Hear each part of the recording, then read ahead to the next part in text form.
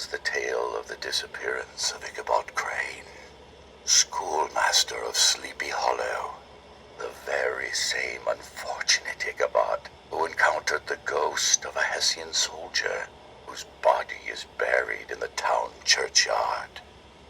The specter is known at all the country firesides by the name of the Headless Horseman of Sleepy Hollow. It was the very witching time of night that Ichabod pursued his travels homewards. No signs of life occurred to him, but occasionally the melancholy chirp of a cricket. All the stories of ghosts and goblins that he had heard now came crowding upon his recollection. The night grew darker and darker. A small brook crossed the road and ran into a thickly wooded glen. A few rough logs laid side by side served as a bridge over this stream. To pass this bridge was the severest trial. This has ever since been considered a haunted stream. As he approached, his heart began to thump. He summoned up all his resolution and attempted to dash briskly across the bridge. Ichabod jerked the reins, and his horse, Gunpowder, plunged to the opposite side of the road into a thicket of brambles, then dashed forward and came to a stand by the bridge with a suddenness that had nearly sent the schoolmaster sprawling over his head. Just at this moment, a splash by the side of the bridge caught the ear of Ichabod.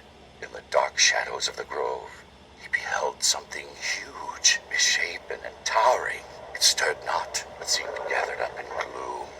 The hair of Ichabod rose upon his head with terror. What was to be done?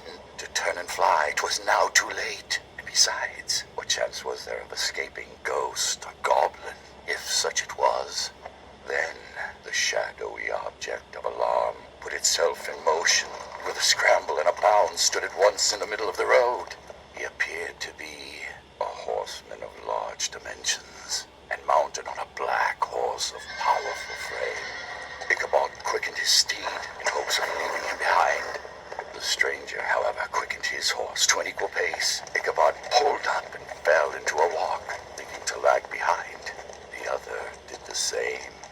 On mounting a rising ground, which brought the figure of his fellow traveler in relief against the sky, Ichabod was horror-struck on perceiving that he was headless.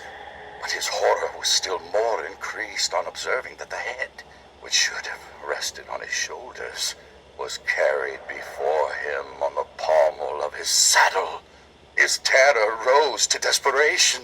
Away then they dashed through the thick and the thin, stones flying, sparks flashing at every bound. Ichabod's flimsy garments fluttered in the air as he stretched his long, lank body away over the horse's head in the eagerness of his flight.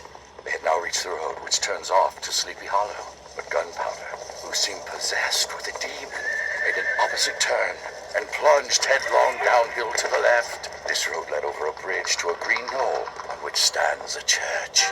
The panic of the steed had given his unskillful rider an apparent advantage in the chase. An opening in the trees now cheered him with the hopes that the church bridge was at hand. For once he crossed that very bridge, the ghost's power would surely end. Just then, he heard the black steed panting and blowing close behind him. He even fancied that he felt its hot breath.